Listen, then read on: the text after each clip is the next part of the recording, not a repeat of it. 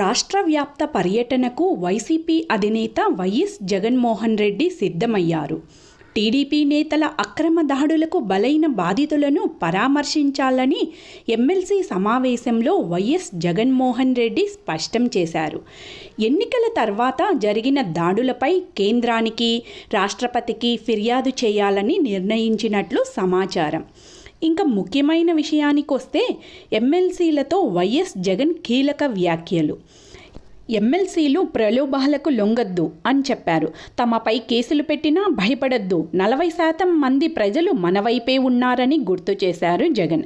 మనం చేసిన మంచి పనులు ప్రజలకు గుర్తున్నాయని, ఎన్నికల ఫలితాలు శకుని పాచికల మాదిరిగా ఉన్నాయని విమర్శించారు జగన్. ఈవీఎంలపై దేశవ్యాప్తంగా చర్చ జరగాలన్నారు జగన్.